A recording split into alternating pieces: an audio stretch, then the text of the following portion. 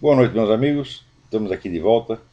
Como sempre, começamos invocando a Santíssima Virgem Maria, o Santo Padre Pio de Pietrelcina, para que roguem a Deus que nenhuma injustiça se cometa nesse programa. Queria lembrar a vocês que o poeta e filósofo Ângelo Monteiro estará em Curitiba nos dias 10 e 11 de dezembro, sexta-feira e sábado, às 15 horas, para duas palestras no Instituto Olavo de Carvalho. A primeira sobre o tema Autobiografia de Ângelo Monteiro e a segunda, a filosofia, a poesia para além de uma leitura crítica. As aulas também serão transmitidas ao vivo pela internet e ficarão disponíveis no site do Instituto. As inscrições estarão abertas, já estão abertas. Lembrar que em Santos, na Capela Nossa Senhora do Desterro, que fica no Museu de Arte Sacra, está sendo celebrada todo domingo às 15h30 a missa tridentina. E que no Centro Cultural Mirador de Porto Alegre, vocês podem, quem estiver aí, pode assistir todas as sextas-feiras às 16 horas o curso completo em História Essencial da Filosofia, gratuitamente. O Centro Cultural Mirador é a seção masculina do Opus Dei de Porto Alegre. Portanto, menina não entra, é a seção masculina lá. O endereço do centro é bairro Rio Branco, Rua Cônego Viana 210. Muito bem. Então aqui o pessoal está curiosíssimo, aqui não, aí, o pessoal está curiosíssimo a respeito desse negócio da dona Dilma Rousseff, que ela mesma, numa gravação aí que aparece no YouTube, ela confessa ser búlgara, mas em seguida ela percebe que cometeu uma gafe, e daí ela diz, não, búlgara entre aspas. Né? Mas o fato é que na Bulgária todo mundo está celebrando a eleição dela. Ora, é um negócio incrível, porque o Juscelino Kubitschek era descendente de tchecos, era filho de tchecoslovaco. Na Tchecoslováquia ninguém fez festa pela eleição do Juscelino. Tá certo? Por que tem festa na Bulgária quando é eleita a Dilma? Talvez ela não seja apenas filha de búlgaros, tá certo? Mas seja realmente uma búlgara, porque andou circulando pela internet uma certidão de nascimento búlgara que teria sido publicada no jornal da Bulgária. Então, isso aí tem que ser investigado. Eu não sei se ela nasceu na Bulgária, em São Tomé das Letras ou na puta que a pariu. Não sei e, pessoalmente, não tenho o menor interesse na biografia dessa dona, que é uma nulidade, é uma bolha de sabão. Mas isso aí tem algum interesse constitucional, porque se ela não é nascida no Brasil, ela simplesmente não pode ser presidente da República. Ora, aqui aconteceu a mesma coisa com o negócio do Obama. Até hoje ninguém sabe onde está a certidão de nascimento dele. Eles oferecem como certidão de nascimento aquela versão resumida que andou circulando pela internet e cinicamente afirmam que aquilo é o documento probante, como todo mundo sabe que não é. Aquele é um documento que é dado a qualquer pessoa mediante simples depoimento de parentes. Quer dizer, o sujeito chegar lá e falar, olha, nasceu o moleque lá, né? Isso não é verificado nem nada. Quer dizer, assim, a simples afirmação basta. Quase que uma certidão de nascimento de verdade tem que constar a assinatura do médico que fez o parto. Né? Então, e o nome do hospital. Por exemplo, até hoje não se sabe qual hospital nasceu Obama. Ele nasceu em 2 hospitais. Né? Porque ele afirmou que nasceu em um e depois, no outro dia, no centenário de outro hospital, ele mandou um bilhete de cumprimentos ao hospital. Ah, eu nasci aí, etc. Então agora ninguém sabe se ele nasceu em 2 hospitais simultaneamente ou se nasceu num terceiro. Tá? No Quênia também fizeram a maior festa, porque dizem que ele é queniano. Né? Alguém diz que no Quênia todo mundo sabe onde ele nasceu. Ó, nasceu na aldeia tal. A avó dele disse que ele nasceu lá e que ela viu ele nascer. Só se ela viu por telepatia. O cara nasceu lá na Havaí, a velhinha lá, né? Do Quênia, pum, sacou, ó, meu neto tá nascendo lá no Havaí. Então, tudo pode ser. Então, é proibido investigar. Se você levanta pergunta sobre isso, a pessoa fica louca da vida. Agora, vamos dizer, esta pressão moral, esta chantagem, né, que desqualifica qualquer pessoa que faça perguntas, é um elemento fundamental da tal da espiral do silêncio. Né? A espiral do silêncio consiste em você ir impondo à pessoa coisas situações cada vez mais constrangedoras, tá certo? Mais humilhantes, e de modo que o indivíduo se sinta desestimulado de responder, porque é tanta baixeza, tanta mentira que você perde o gosto. E discutir vai para casa, então daí ele aceita que digam qualquer coisa para ele, que lhe imponham qualquer situação, por mais humilhante que seja, né? Então aqui o suprassumo da humilhação é isso. Nós impomos um estrangeiro na presidência do seu país e você não pode sequer fazer pergunta. De maneira que é uma situação que vai tornando a resistência não apenas, vamos dizer, impraticável, mas inconcebível, impensável. É isso que esses caras querem, eles vão impondo essas coisas. Talvez a mesma coisa tenha acontecido no Brasil. Vamos dizer, é um programa fundamental da nova ordem mundial dissolver as soberanias nacionais. Que maneira melhor de fazer isso do que você impor sucessivos presidentes estrangeiros e depois dizer o fato consumado. Ora, já tem tantos presidentes estrangeiros em todas as nações que de agora em diante qualquer um pode concorrer a presidente de qualquer país do mundo. Não é isso? Então, quando cai o Fidel Castro, eu me candidato a presidente de Cuba. Não é isso?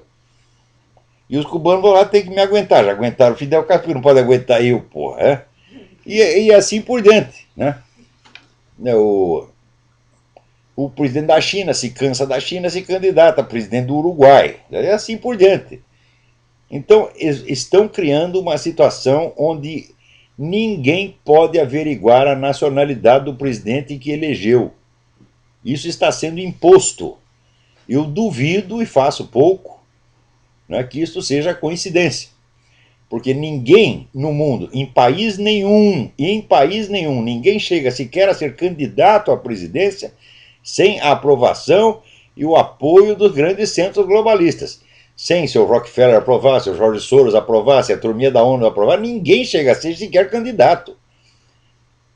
Então, imagine se esse pessoal não fez uma triagem, né, para saber onde nasceu. Eu garanto que o pessoal do Rockefeller e do Jorge Soros sabe exatamente, né, a cidade, a rua e o número onde nasceu Barack Obama, Dilma Rousseff, até eu. Né? E olha, eu me lembro que eu tinha um amigo antigamente que estudava, era um engenheiro da Volkswagen que era louco por astrologia. Era o Siegfried Eichmayer. E o Siegfried, ele tinha um mapa aerofotogramétrico de São Paulo e ele recebia notícia de todos os nascimentos que davam na cidade, porque ele queria conferir exatamente, né, a latitude e a longitude onde as pessoas estavam nascendo. Então, ele tinha resolvido o problema de produção da Volkswagen pelos 10 anos seguintes, então ele tinha o tempo todo para ficar fazendo pesquisas astrológicas. E era um tipo inesquecível.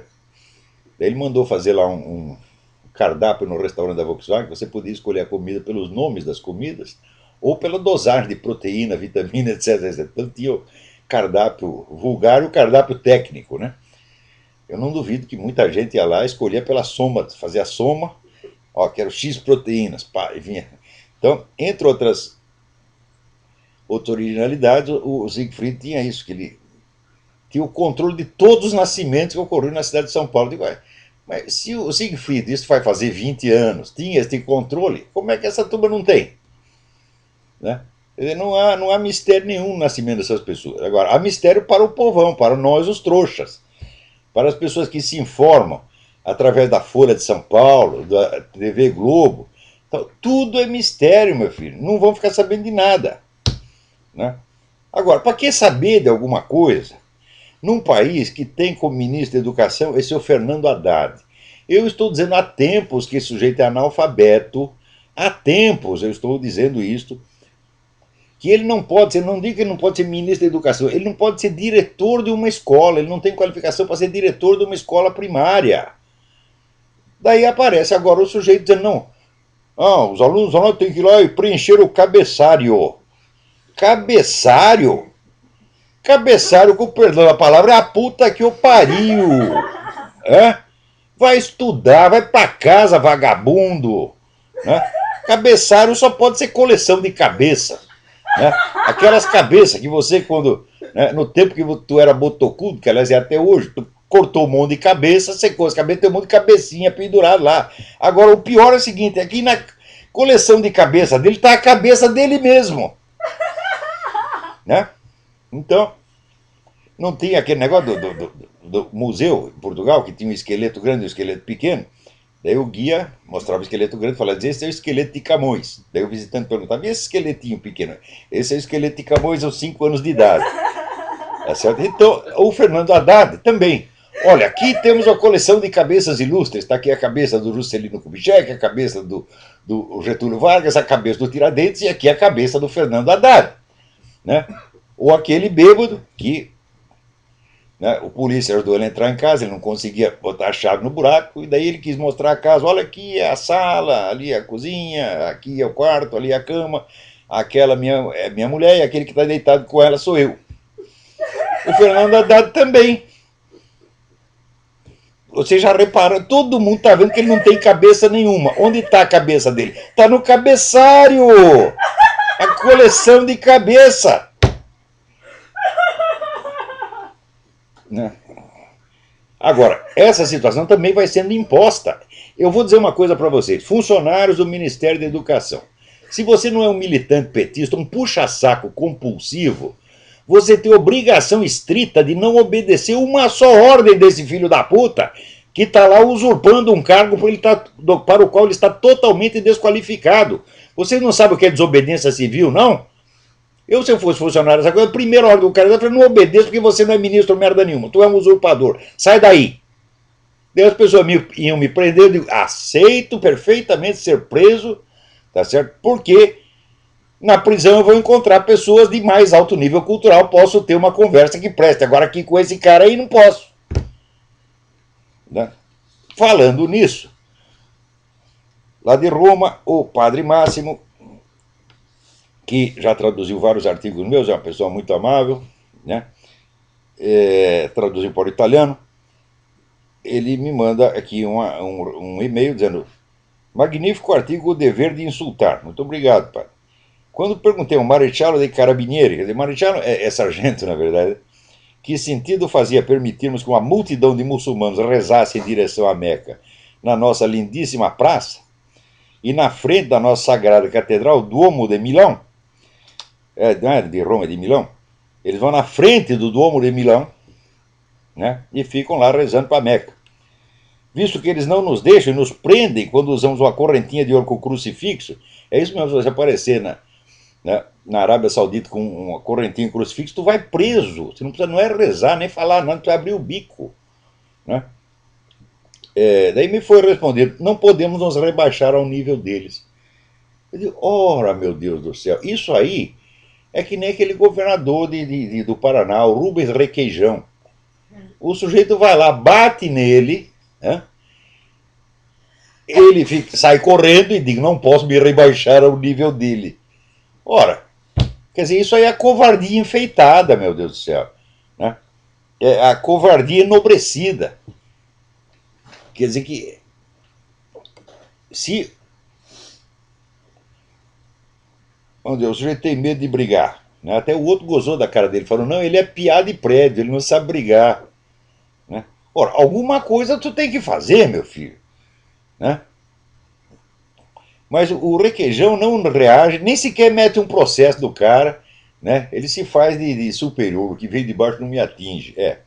Pé no saco, por definição, vem de baixo. Hemorroida também vem de baixo. Tá certo? Eu nunca digo que o que vem de baixo não me atinge. O que vem de baixo atinge sim. Tá certo?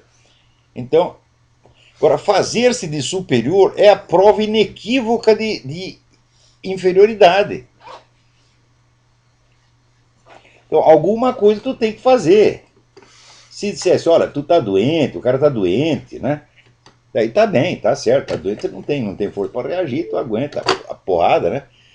Mas não sai se fazendo de superior, né? Sai lá dizendo, olha, apanhei mesmo, tá entendendo? Eu tava ali, tava mal, apanhei, né? A vida é assim, um dia você bate, um dia você apanha, né? Mas nem isso o cara tem dignidade, porra. Né? E, incrível, incrível. Daí prossegue o padre. Essa frase, como todo o frasário do politicamente correto, não foi criação do inimigo. Toda essa parafernália é criação dos traidores que habitam entre nós. Mas é claro que o sujeito que aceita a imposição de uma situação humilhante contra essa, como essa, e ainda se faz de superior, né? Quer dizer, a superioridade da subserviência, é claro que é um traidor, mas ele não sabe que é um traidor. Né? Daí pergunta o padre, o que está acontecendo? Por que o americano loiro tem vergonha de ser branco? Bom, tem vergonha de ser branco porque você tem uma campanha de 200 anos de mentira, qualificando a raça branca como a grande escravizadora do planeta.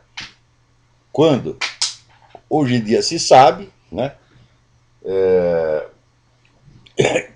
que na África, por volta do século XI, XII, havia impérios enormes e que escravizavam brancos a granel. Quer dizer, muito, sem contar os muçulmanos. Quer dizer, os muçulmanos já estavam escravizando gente, escravizando europeus, desde o século VIII.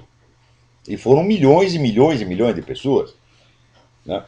Muitos deles eram negros. Agora, depois, na própria África, impérios africanos escravizaram muita gente branca.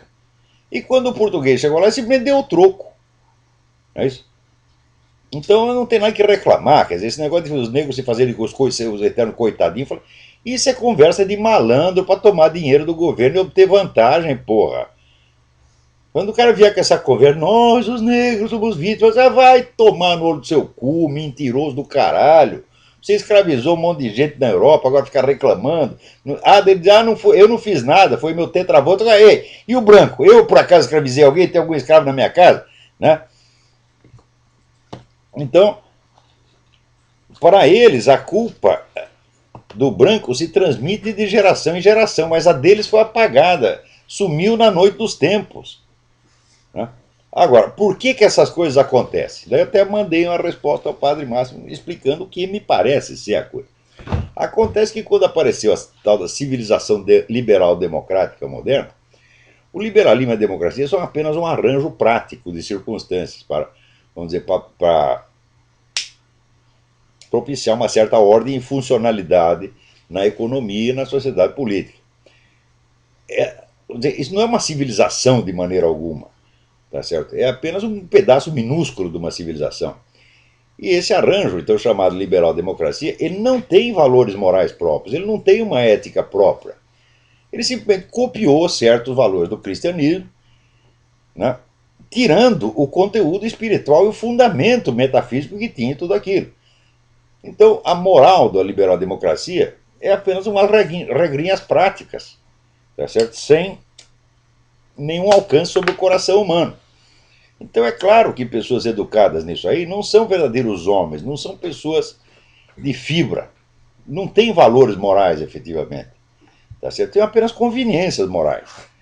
Então, é claro que a liberal-democracia, das duas uma, ou ela se imbui de cristianismo, tá certo? Ela percebe o fundamento cristão daqueles valores que ela está defendendo. Então, aí ela se apega a esses valores com verdadeira fé, disposta ao sacrifício, ou então você cria essa geração de burgueses, molengas, covardes, que sempre estão sempre cedendo a tudo, né? Quer dizer, qualquer careta do inimigo, ou então o indivíduo já cede tudo.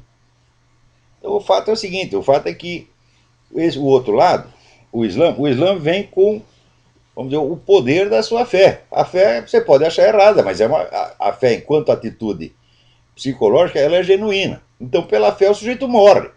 Mas ninguém vai morrer pela filosofia política liberal. Faça um favor. Né? Isso eu tinha vontade de perguntar, quando eu vi aqueles meus amigos liberais conservadores falando lá no Fórum da Liberdade, quer dizer, daí o sujeito explicava, por exemplo, né, a maior eficácia da economia de mercado em relação à economia socialista, e eu tinha vontade de perguntar, você espera que alguém morra por isso aí? Morra por um mero raciocínio econômico que você está fazendo? Morra simplesmente por uma coisa mais vantajosa que a outra? Olha, por uma vantagem material ninguém morre, meu filho. Né? Por quê? Porque morto não desfruta de vantagem material, tá certo? Então, né? Então se você pagar para o sujeito, olha, eu te dou aqui 10 milhões de dólares para você se matar. O que o cara vai fazer com 10 milhões de dólares depois de morto? Né? Então, o mero valor prático, o mero valor pragmático, não gera verdadeiro combatente, não gera, vamos dizer, a coragem, não gera o heroísmo. Então, mas a religião gera. Então o que acontece é o seguinte, aqui de um lado você tem pessoas que têm uma fé e estão dispostas a morrer por ela. Não estão buscando vantagens pessoais. Assim como na esquerda. Gerações e gerações de comunistas morreram pelo comunismo porque não estavam buscando vantagens pessoais. Eles estavam buscando poder para o partido. E o partido para eles era uma entidade metafísica equivalente a Deus. Estavam morrendo por uma utopia que seria realizada em 2, 3 ou 10 séculos, que eles sabiam que eles não iam ver aquilo. Então, quando não há vantagens pessoais, quando há apenas um mérito moral, verdadeiro ou falso, tá certo? Então a pessoa pode se dedicar. Agora, quando há simplesmente vantagens materiais, praticidade maior, quem vai morrer por isso? Né?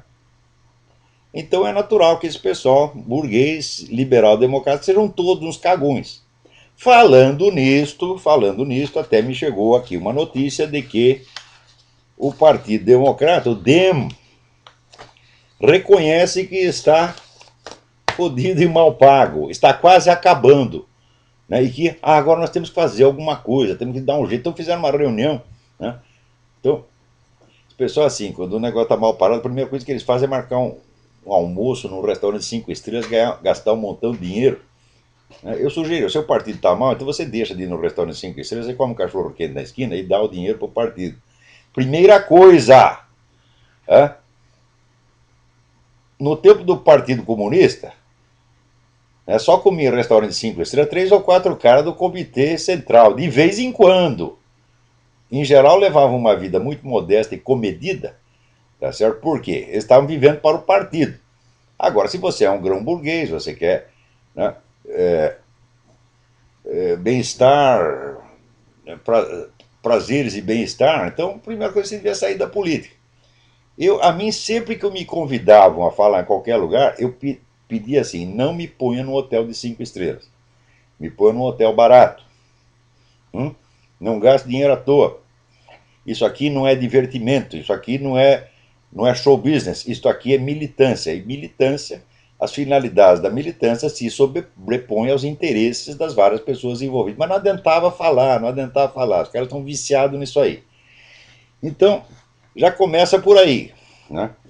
Vocês todos têm que ver, vocês são bons burgueses dispostos a curtir a vida, né? Estar sempre satisfeitos, gordos e bem vestidos, ou vocês querem lutar? Essa é a primeira decisão que a turma do DEM tinha que tomar. Aí já vai 90%, já vai embora. Né? Se disser assim, pega aquele pessoal do DEM, ó, eu se eu estivesse lá, eu perguntaria para todos aqueles líderes do DEM, quantos de vocês estão dispostos a sair daqui para fazer uma pichação, né, lá na Vila Maria, agora? Né? Eles iam olhar para mim como se eu fosse um louco, evidentemente.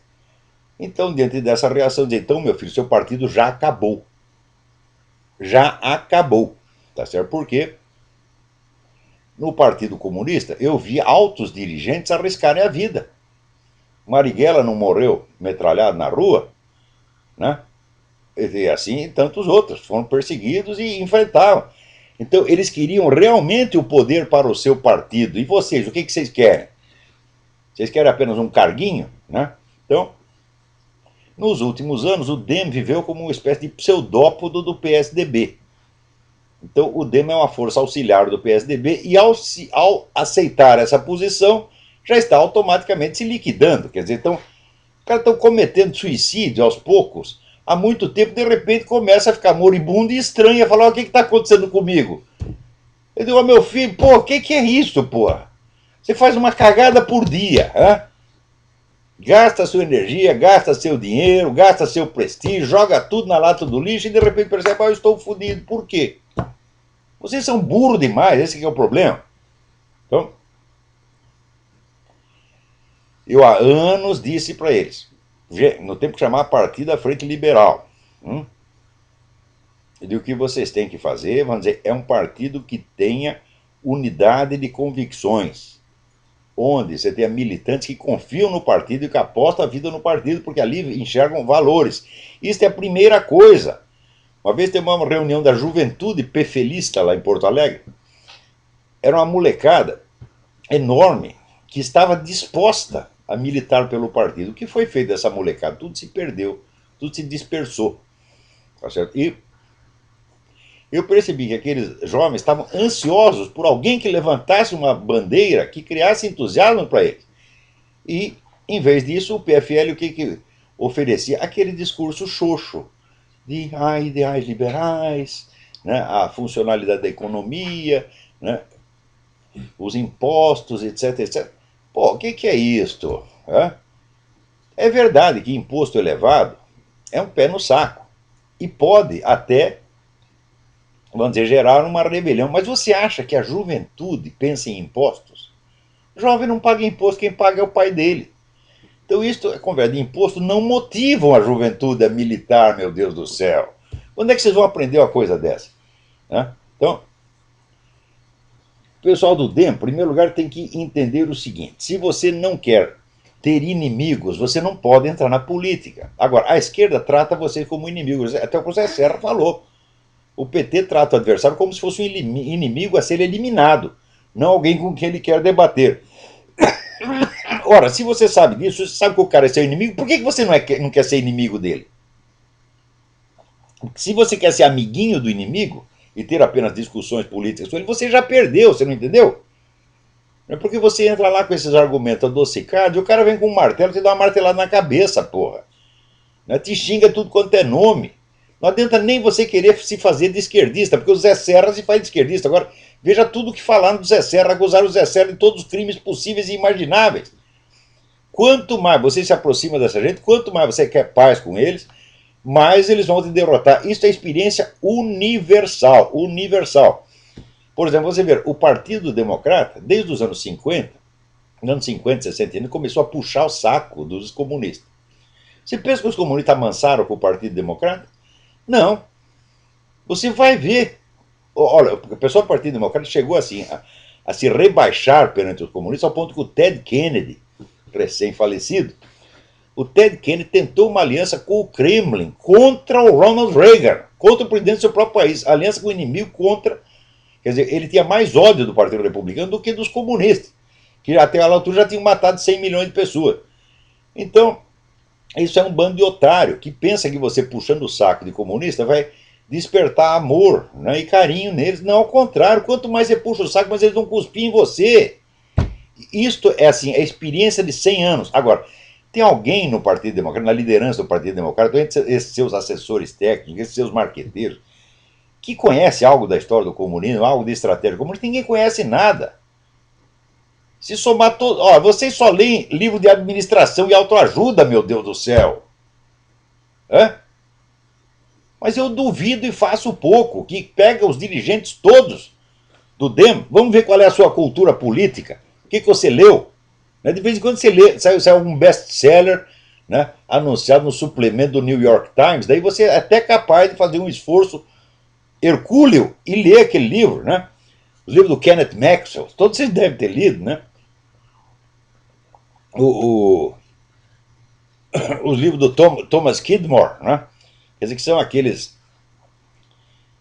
pseudo-intelectuais acadêmicos que representam, então, aqui as ideias oficiais. São pessoas que nunca dizem o que está acontecendo, dizem apenas o que convém dizer. Né? Esses livros vocês talvez até leiam. Conhecimento substantivo da coisa vocês não têm, então como é que vocês podem traçar uma estratégia? Vocês estão aí há décadas dando ouvido a quem não sabe nada, porra. Porque vocês querem. Por que não dou ouvido a mim? Ah, não, o Olavo não pode. O Olavo fala palavrão, ele vem aqui e xinga a nossa mãe. Fala, pô, sua mãe não tenho nada contra sua mãe, xingo vocês que são um bando de viado. Tá certo? E o sujeito consegue ser filho da puta sem referência à mãe. Né? Ele é filho da puta não por causa da mãe dele, não porque a mãe dele estivesse no bordel. Né? Ele é que está lá. Ele é filho da puta intrínseco e não por hereditariedade. Isso aí só existe no Brasil. Filho da puta sem mãe. Né? Então, peraí, tem alguém na linha aí. Quem é? Alô? Tudo bem? Tudo bem? Quem está falando? Flávio de Araçatuba. Flávio de Araçatuba, tudo bem? Tudo bom. Professor, ontem eu liguei a televisão à noite, assisti na TV Cultura, e estava passando uma entrevista muito boa com a Ingrid Betancourt. E foi bem interessante, ela começou a entrevista falando sobre as Farc, como é que foi a experiência dela lá, horrorosa e tal. Falando que as Farc hoje é um movimento sem ideologia nenhuma, que já foi marxista, mas há muito tempo se vê lá. Conversa mole, conversa mole. Essa mulher é uma idiota, para não dizer uma filha da puta, que vai lá, fica 7 anos preso, 7 ou 12, sei lá, 7 anos, sofre horrores, e ela sai dela, ela quer limpar ainda a imagem do esquerdismo. Eu digo, olha, leia os documentos internos das Farc, leia os Ela fala mal das Farc, mas quer salvar o esquerdismo. É como o Zé Serra fala mal do PT, mas quer salvar o esquerdismo. Essa turma não se emenda, porra. Leia os documentos das Farc, leia os comunicados das Farc, você vai ver se aquilo lá não é puro marxismo-leninismo. Ela falou que é puramente narcotráfico. Ó, o caralho, você ainda acredita nisso, porra? Mas o que é isto? Você está enganado e ela está enganando. Não, eu só escutei. Então, Não concordei com nada. Então, não é concordar, não é que eu estou tentando concordar. Atenção, concordar é concordar com uma proposta. Com uma descrição de fatos, ou você acredita ou não. Não é questão de concordar, mas de acreditar. Qualquer pessoa que venha com essa conversa. As Farc eram marxistas, e quer dizer que tinham ideais, e agora são apenas o narcotráfico. Está criando uma diferenciação entre o que é comunismo e o que é banditismo. Quando comunismo e banditismo foram sempre a mesma coisa desde o início. Todos os partidos comunistas se formaram na base do banditismo. Do que vivia o Partido Comunista da Rússia antes de tomar o poder? Vivia de assaltos a trens. Do que vivia o Partido Comunista na China? Todo o partido do tráfico de entorpecentes. Sempre foi assim. Agora, quando a coisa pega mal, quando a operação fracassa, daí eles vêm com essa conversa para tentar se limpar na sua própria sujeira. Estão fazendo isso há 100 anos e o pessoal ainda não aprendeu. Porque para aprender, meu filho, é necessário que a cultura de uma geração se transmita à seguinte. Mas no Brasil isso não acontece. Tudo que a geração anterior sabia é apagado na geração seguinte.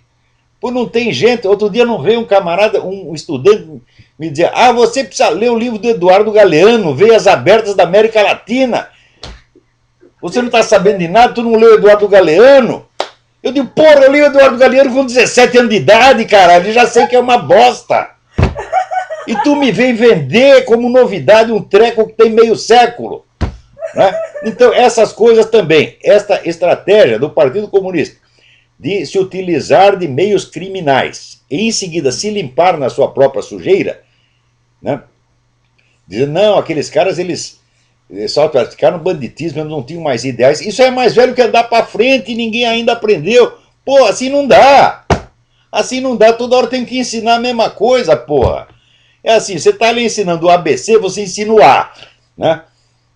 No segundo dia você ensina o B. Quando você vai ensinar o C, não dá para juntar C com A, porque o nego já esqueceu o A, porra. Assim não dá. Então as pessoas têm que aprender a se informar sobre o passado, porque é do passado que vem a situação presente. Tá certo? Você não tem culpa, evidentemente. Tá certo? Você não é o dono do sistema educacional brasileiro e nem da mídia brasileira. Mas eu estou dizendo, as suas fontes de informação estão todas viciadas. Jornal no Brasil não serve para informar de nada. Você veja, os jornais hoje vendem o mesmo número de exemplares que vendiam nos anos 50. E no Brasil de hoje, existe menos livrarias do que na década de 50. Embora a população tenha quadruplicado. Então você tem que entender que a tragédia cultural e educacional do Brasil Não é um fenômeno que está acontecendo na sociedade brasileira, não, está acontecendo no cérebro de cada um. Eu vejo as pessoas que me escrevem, pessoas que estão contra o sistema, que estão contra essa corrupção toda, as cartas, assim, uma coleção de erros de ortografia elementares. Ora, erro de ortografia significa o seguinte: o indivíduo não apreende direito a distinção entre os sons. Porque tu já foi educado ouvindo rock e rap, tá certo? Que destrói a sua capacidade de intelecção auditiva. Todos vocês foram educados nisto. Quer dizer, não vou esconder a situação, eu não estou aqui para agradar o ouvinte, não. Vocês que estão entre 20 e 30 anos são todos lesados intelectualmente, e precisam entender. Vocês são lesados, a lesão não foi você que fez, você não tem culpa. Mas você é uma vítima, tá certo? E você tem que entender a sua situação. Vocês estão mais ou menos naquela situação do filme do Jerry Lewis, em que o sujeito fica idiota, e daí ele processa os canais de televisão, porque foi a televisão que o idiotizou. Mas para isso ele tem que ter a franqueza de reconhecer, né, que foi idiotizado. Não tem o Humphrey Bogart, que colaborou com o Partido Comunista, depois confessou: eu não era comunista, eu era apenas idiota. Então vocês têm que entender que vocês estão lesados intelectualmente de maneira muito grave. Que vocês não têm culpa, mas carregam a lesão. Vocês vão ter que estudar, evoluir, se esforçar muito para alcançar o nível intelectual da geração dos anos 50. Se vocês não fizerem isso, vocês vão continuar sendo lesados, explorados e idiotizados cada vez mais. Então, essa dona Ingrid, tá certo? Ela, na verdade, o que ela quer fazer? Ela quer desculpar a esquerda de todos os crimes das Farc. Mas a esquerda continua recebendo o dinheiro das Farc. E continua recebendo o apoio das Farc. Né? Tá aí por exemplo, quando teve, acho que o Congresso de 2005, não lembro, foi um congresso recente do Foro de São Paulo, em que as Farc mandaram um comunicado reconhecendo que o PT, ao ter a ideia de fundar o Foro de São Paulo, salvou da extinção o movimento comunista latino-americano, o que é a pura verdade. E eles mesmos se gabam disso. Então, leia os documentos das Farc, fique sabendo que a revista doutrinária marxista-leninista mais importante da América Latina, América Libre, tinha como seu diretor o comandante das Farc, Raul Reis, ao lado do seu Gilberto Carvalho, que era assessor de imprensa da presidência da República na gestão Lula. Então, como é que vai dizer? Eles abandonaram o marxismo, não tem mais ideais comunistas, eles são apenas uma organização capitalista? Como? Que mentira, que farsa, podre! Hã? Então, essa dona Ingrid, ela ainda tem interesses políticos na esquerda e quer limpar a imagem da esquerda. Então, os fatos que ela narra, que sucederam lá na experiência dela, são verdadeiros. Agora, a interpretação que ela está fazendo é completamente falseada e ela sabe disso.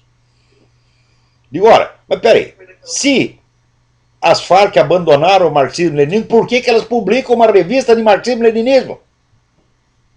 Junto com todos os intelectuais, sabe quem está na diretoria? Chico Buarque de Holanda, Frei Beto, Antônio Cândido, todos esses junto com o pessoal das Farc fazendo uma revista de marxismo. Então, eles estão em estreita colaboração com as Farc, têm unidade de propósitos estratégicos e ideológicos, mas como os crimes das Farc já se revelaram, já são de conhecimento público, agora nós temos que nos limpar na imagem das Farc. Está entendendo? Quer dizer, a Farc faz a parte suja do serviço. Se der certo, então todo mundo aplaude as Farc. Como deu errado, então agora a gente se limpa na imagem das Farc. E a Farc aceita isso, porque isso faz parte da regra do jogo. Você aceitar ser enlameado para você limpar a imagem do partido faz parte das obrigações de todo comunista. Você veja, no famoso processo de Moscou na década de 30, os caras se acusavam a si próprios de crimes que não tinham cometido. Para quê? Para limpar a barra do partido. Veja, isso foi na década de 30 e até hoje vocês não aprenderam. Olha, eu já estou com 63 anos, eu estou com o saco cheio. O saco cheio. De ver que cada geração que passa, as pessoas apagam tudo todas as informações que eram essenciais para elas se entenderem sua própria situação. Então essa dona Ingrid está enganando todo mundo de novo. Merece ser sequestrada de novo, porque foi sequestrada por seus próprios companheiros de ideologia. Depois ela processou o governo das Farc. Processou o governo nacional, não, que ela queria processar o governo da... Veja que filha da puta! Queria processar o governo da Colômbia, não as Farc. As Farc não são uma entidade jurídica e não podem ser processadas. Tá?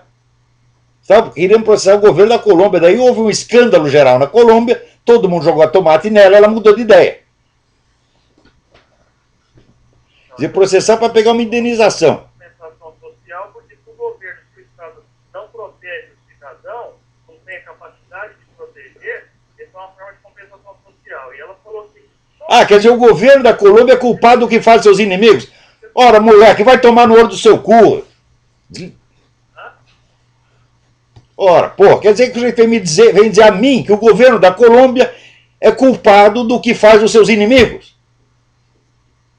Ora, é evidente que esse moleque é um comunista desgraçado, tá entendendo? Agente de desinformação, mentiroso. Tu nesse programa não entra mais, moleque. Ora, que porra, eu tô com o saco cheio. De vez em quando entram uns caras aqui só para passar desinformação. Na maior parte do caso eu respondo educadamente, faço de conta que não percebi e vou em frente. Mas tem um limite. O cara dizer que a Ingrid Betancourt está certa de processar o governo da Colômbia porque não foi capaz de protegê-la? Ora, no tempo que ela foi presa, foi sequestrada, o governo era outro completamente. Era um governo de apaziguadores, era um governo de puxa-saco, era o tal do Pastrana. Tá certo? Então, você vai processar uma entidade abstrata, que é o Estado, pelos crimes cometidos contra o próprio Estado? E vem dizer que isso é justo? Ora... Esse moleque, ele está divulgando, está disseminando a mesma ideia de que, não, as Farc eram idealistas. Ser marxista, ser comunista é ser idealista, é ser puro, é ser santo. Mesmo quando você mata, rouba, sequestra, esfola, é ser santo. Agora, de repente, depois, as Farc se corromperam e se transformaram numa organização capitalista. Este é o crime das Farc, elas são capitalistas. Tu vem me vender esta história, moleque? Eu não sei quem você é, tá certo? E estou chamando você de filho da puta, mas é filho da puta intrínseco, não há referência à sua mãe, não. Independente de quem seja sua mãe pode ser santa, tá certo? Mas você carrega a filha da putice em você. Então, gente desse tipo, saia daqui, vai embora desse programa, porque você vai ter que ouvir. Você vem repassar mentira para cá, tu vai ouvir. E se me encher o saco, eu faço que nem fiz com o Luiz Boto. Dou nome, endereço, CPF, RG, telefone. Tá? O sujeito se prevalece do anonimato. Né? Vem aqui dar um nome qualquer. Como é que você chama? Eu chamo Adalberto. Né? Aí vem o nome do cara, é Joaquim. Tá certo? Pode dar um nome qualquer, se prevalece do anonimato, para vir aqui mentir para os meus ouvintes. E não quer ouvir, porra? O que é isso? Este programa está aberto aos ouvintes, tá certo? Mas não para que venham aqui mentir, que venham aqui tentar impor esses velhos truques da propaganda comunista. Não tentem fazer isso aqui, porque vocês vão se ferrar.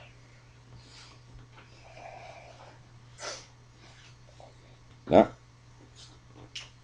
Quem é? Tem mais alguém na linha aí? Espero que não seja o mesmo. Alô, boa noite. Boa noite. Quem é? Professor Orlando, aqui é o Ronaldo de São Paulo. Ronaldo, tudo bem? Tudo bem. Olha, não é o mesmo, não, mas é só uma parte sobre a Ingrid. Eu tenho alguns amigos na Colômbia, eu já disse lá, e falaram que o nome Ingrid virou o nome de da puta. É mesmo, é mesmo. E falar, fulano não pode ser tão Ingrid a ponto de fazer isso. Mas é exatamente, eu estive na Colômbia, eu vi isso. Os colombianos hoje desprezam, têm nojo da Ingrid Betancourt. Por quê? Porque os soldados do exército colombiano arriscaram sua vida para salvar essa desgraçada. Foi uma operação que levou anos. Eles se infiltraram dentro das Farc, né? E um dia um deles fez que estava fazendo um transporte, porque eles viviam transportando os prisioneiros de um lugar para outro, meteu dentro do helicóptero, e quando estava no ar, daí ele disse, olha, a senhora está libertada, nós somos do exército, etc, etc. O pessoal arriscou a vida para fazer isso. e daí ela vai processar o governo que a libertou, e ainda vem com essa história de que as Farc viraram uma organização de banditismo capitalista só para ganhar dinheiro e não tem mais nada a ver com o marxismo-leninismo. Eu digo, meu Deus do céu, mas então como é que o chefe das Farc dirige a revista marxista mais importante do continente? Junto com todos esses idealistas, como Antônio Cândido e Chico Buarque e Frei Beto, etc, etc. Agora, colombianos não enganam mais, agora engana brasileiro. E não digo que esse rapaz tenha sido enganado, ele está enganando. Aquele rapaz que falou, aquele não é um idiota útil, não. É um mentiroso, está sabendo que está mentindo, porra. Mas ele quer preservar esta imagem da esquerda. E ainda dizer que a culpa do negócio foi do governo colombiano. Ora, porra! Vocês hoje, brasileiros, vocês não estão pagando imposto para alimentar com indenizações aqueles mesmos que lutaram contra o próprio Estado brasileiro, que mataram soldados, mataram gente da polícia e mataram um monte de inocentes, gente que não tinha nada a ver com a história. Vocês estão pagando indenização por quê? Porque o maldito governo militar, o malvado governo militar, não deixou esses caras matarem todos o que eles queriam matar. Imagina, a gente queria assaltar banco, né, queria matar o visitante americano, queria matar empresários, o governo malvado não deixou. Então hoje a gente tem que pagar indenização para eles, porque eles só conseguiram matar 200, porra! Então eu tenho razão, Ingrid hoje é xingamento na Colômbia. Essa mulher não pode, acho que não pode nem voltar para a Colômbia, senão vamos jogar merda nela. O que quer que a Ingrid Betancourt diga ou deixe de dizer, a Ingrid Betancourt é que nem esse pessoal, sabe, é tucano, quer jogar nos dois lados, né? Quer tirar vantagem dos dois lados. Agora, aqui vem a notícia de que o Zé Serra está disputando com Aécio Neves a liderança da oposição PCDBista ao governo. Zé Serra, vai para casa. Como diz o meu cunhado, faz que vai cagar e se manda. Some. O seu papel já foi desempenhado, o seu vexame já foi levado, né, ao último grau. Acabou, porra. Vai embora. Dá uma chance para os outros. Se Cátia Abreu fosse candidata no seu lugar, ela ganhava. Se Aécio Neves fosse candidato no seu lugar, ele ganhava. Mas você, com essa oposição xoxa, né, que, vamos dizer, você entrou nesse truque. A política brasileira consiste de um bando de esquerdistas que se xingam uns aos outros de direitistas. Um desses é o Zé Serra. Isso é a política no Brasil. E o Zé Serra acha lindo que todos os candidatos sejam de esquerda. Então o que é? Essa é mera disputa de cargo. Claro que a gente, na ocasião da eleição, tem obrigação de votar em você, só para não dar o braço a torcer ao PT, mas não quer dizer que você valha não, meu filho. Se fosse você contra qualquer candidato liberal conservador, mesmo que fosse inepto, mesmo que fosse, sei lá, o Tiririca. Se a eleição fosse entre você e o Tiririca, eu votava no Tiririca. Se a eleição fosse entre você e o Macaco Tião, eu votava no Macaco Tião. Agora, se é entre você e Dilma Rousseff, então a gente tem que votar em você, porra. Você não entendeu isso, não? Espera aí, tem mais alguém aí na linha. Alô? Alô, quem é? É Leonardo, do Rio de Janeiro. Leonardo, tudo bem? Tudo bem? O senhor já fez comentários positivos sobre pessoas de extrema esquerda, como Aldo Rebelo ou Mariana Chauí? Não, sobre Mariana Chauí, não. Mariana Chauí eu sempre digo que ela é uma pessoa... Poderia ser uma ótima aluna sua, e que ela era uma mulher muito desejada por homens do meio acadêmico. E isso me fez lembrar que as mulheres feministas de esquerda sempre defenderam uma maior liberação do comportamento sexual. E daí eu queria saber o que um homem conservador deveria fazer se ele sentisse mais atração física pelas mulheres sexualmente liberais da esquerda, mas que ele quisesse que a mãe dos filhos dele fosse uma mulher conservadora. Olha, eu acho que qualquer sujeito está nessa situação, isso é um bom filho da puta. Você é conservador, você quer comer as comunistas? Né? Vai comer a senhora sua mãe. É isso a resposta.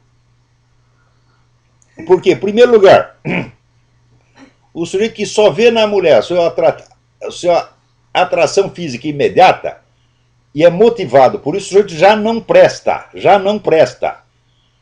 Porque você, quando vai para a cama com a mulher, vocês não podem esquecer, você vê o seguinte, você vai com a mulher inteira, você não vai só com a aparência física dela, você não pode pegar a aparência física de uma boa filha da puta vigarista, tá certo? E deixar fora todo o mau caráter dela. Você vai levar tudo junto. E se você quer comer, quer ir para a cama com gente de mau caráter, você também é de mau caráter. A não ser que você não saiba. Você pode ter, como diz, é um erro essencial de pessoa, como diz a igreja. Você pensou que ela fosse boazinha e depois descobriu que ela era vigarista. Agora, se tu sabe que a mulher é comunista, o que tu vai fazer na cama com ela? Ser comunista é pior do que ser vigarista, é pior que ser prostituta, é pior que ser traficante de tóxico. Ser comunista é ser cúmplice do genocídio, do assassinato em massa. É ser cúmplice de tudo o que aconteceu de mal no século XX. Se você soma os crimes dos comunistas, tá certo? Transcende infinitamente os crimes do Hitler, porra. Então o que você vai fazer na cama com uma mulher dessa? Então o conselho que eu tenho a dar para o sujeito é o seguinte: você entra na privada e puxa a descarga, se for capaz de localizar o tal botão. Agora, eu garanto para você que ali na USP, no tempo da Marlene Choi era uma mulher muito bonita na sua juventude, isso a gente, vamos dizer, pelo menos esse mérito que não é dela, é do pai e da mãe dela. O pai dela era meu amigo, e não tinha nada de comunista, velho Nicolau Chauí. Foi meu chefe no jornalismo. Não tinha nada de comunista, ela não tinha uma ideia política na cabeça. O Nicolau só pensava numa coisa. O Nicolau é a mulher dele, só pensava dia e noite em trabalhar para sustentar os filhos e lhes dar a melhor carreira possível. E tiveram 2 filhos, uma foi a Marlene Chauí, virou professor da USP, e outro virou professor de medicina, parece que aqui nos Estados Unidos. Se mata. Eu vi a mãe dela trabalhar até 10 horas da noite. Tá certo? Ela teve, de pai e mãe ela não pode reclamar, teve excelente pai e mãe. E a mãe dela, aliás, era uma cozinheira maravilhosa, participei no jantar, ela era uma coisa incrível. Então, mulher trabalhava dia e noite e ainda tinha tempo para aprender a fazer, né, aquelas comidas excelentes. Então, a mulher era bonita, o que é um mérito genético que vem do pai e da mãe. Imagino que a mãe dela, na juventude, tivesse sido muito bonita também. E daí, mas boniteza é mérito moral, por acaso? Né? Então, o que eu aconselharia aos professores da USP? Não, em primeiro lugar, todos os professores da USP, eu recomendaria que pedissem demissão e fossem trabalhar de varredores de rua, de porteiros de bordel, qualquer profissão decente. Mas não ser professor da USP, meu Deus do céu. Agora, ali na USP não tinha um só direitista, era todo mundo esquerdista. Então, os esquerdistas querendo comer uma similar a eles. Qual é a novidade aí? Né? Eu sabe, o único direitista que tinha ali era o Afonso, como é que chama? Luiz Afonso Nunes, né? Que era professor de filosofia da educação, uma coisa assim, e que era um homem super católico e nunca olhou para mulher nenhuma que não fosse a mulher dele, porra, né? A qual não tinha nada de comunista, certamente. Né? Então, o que eu recomendo aos caras que tomem vergonha na cara. Essa pergunta também não me parece ter sido muito bem intencionada, né?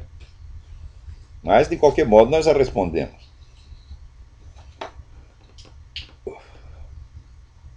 Alô, tem mais gente na linha aí?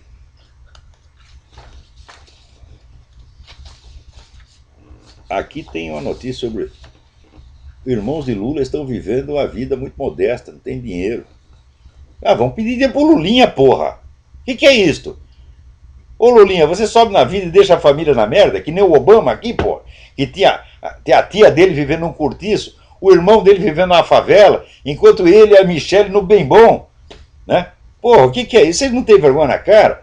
Olha, Confúcio dizia o seguinte: o sábio primeiro ele conserta a si mesmo, depois ele conserta a sua família, depois ele conserta a sua rua, depois ele conserta o seu bairro, depois ele conserta a sua casa, e assim vai, até chega o dia em que ele talvez consiga consertar o mundo. Ninguém chega nesse ponto, né? Então, em primeiro lugar, meu filho, aprende a ajudar a tua família. Agora, fome zero, quando é que o fome zero vai alcançar a família do Obama, a família do Lula?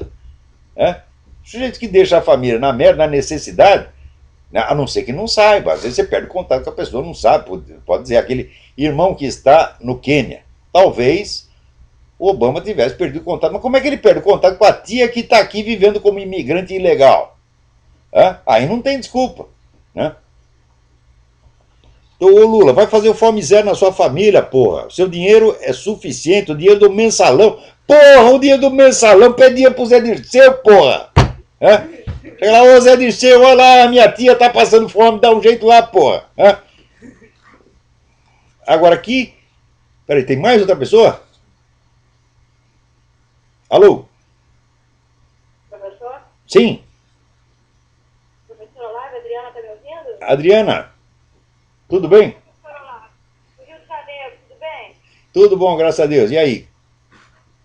Professor Olavo, a questão é a seguinte, enfim, para nós, nessa geração de 42 anos, que somos manipulados pelo ensino, pela mídia, que recebemos entre aspas, classe média alta, uma boa educação, e hoje, através de leitura de uma investigação crítica por preocupações pessoais, para quem aqui no Brasil está conseguindo compreender, através de muita investigação, né, leituras dos seus textos e diversas outras leituras, que está em curso no Brasil, na América Latina, nos Estados Unidos, na reunião de Bretton Woods, o que a gente pode fazer efetivamente aqui no Brasil, porque a classe média é manipulada pela mídia, as estruturas dos partidos impedem que os cidadãos como nós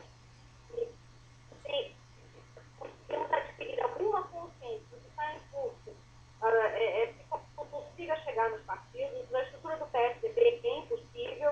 Enfim, professor Olavo, dá muita agonia ouvir o seu programa, ler os seus textos, adquirir a consciência do que está acontecendo e não fazer nada. Então, o que se pode fazer? Vou lhe dizer qual é o caminho das pedras. O caminho das pedras é o mesmo caminho que a esquerda seguiu desde há 50 anos. Primeiro, você tem que produzir uma nova cultura. Não adianta que você querer entrar na política eleitoral, entrar no terreno propriamente político. Você tem que preparar um ambiente cultural e sociopsicológico. Para isso é necessário formar uma nova geração de intelectuais altamente qualificados que possam sanear o meio cultural e educacional. Depois de você ter feito isso, então daí você tem uma base na sociedade. Note bem, a base do poder não é a estrutura do Estado, a base do poder não são os partidos, a base do poder é a sociedade. E, portanto, a cultura que orienta a sociedade. Sem formar uma nova geração de intelectuais muito sérios, capazes de desbancar esses vigaristas que estão hoje ocupando todos os postos, não é possível nenhuma ação na esfera eleitoral propriamente política. Então, quando houve, presta atenção, quando houve o golpe de 64, o que fez a esquerda? Ela mergulhou num profundo exame autocrítico que levou mais de 10 anos. E então adotaram a estratégia do Antônio Gramsci, que era a de fazer primeiro a revolução cultural. Note bem, uma vez conversando com o Roberto Campos, nós fizemos uma conta e dissemos, entre uma revolução cultural e uma revolução política transcorre pelo menos 30 anos. Foi exatamente o prazo que deu ali no Brasil. Eles começaram a revolução cultural nos anos 70 e chegaram ao poder em 2002. Agora, o pessoal conservador liberal está tudo com pressa. Eles querem uma solução eleitoral daqui a 6 meses. Se não conseguir vencer a eleição, daí eles ficam tristinhos e meu mundo caiu. E o que eles estão fazendo é evitar o verdadeiro trabalho que tem de ser feito. Quem quer que tente aventuras eleitorais nesta base vai se dar mal. Por quê? A cultura que domina a sociedade brasileira, pelo menos as classes falantes, é todinha a cultura que os esquerdistas impuseram. Todo o vocabulário, toda a simbólica, toda é de esquerda.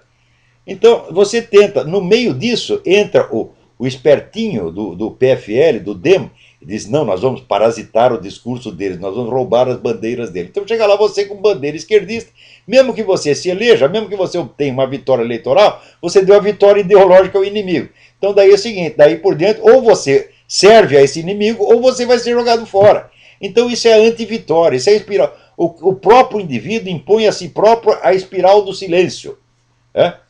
ele se proíbe de ter uma linguagem própria. Ele quer se adaptar à linguagem do adversário.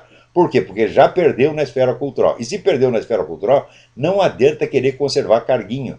Então, o que tem de fazer é o seguinte: vocês têm que dar a si mesmos uma verdadeira formação intelectual muito séria, muito sólida, de modo que aos poucos vocês possam ir saneando a atmosfera cultural. Depois disso, pode-se pensar em alguma coisa na esfera política.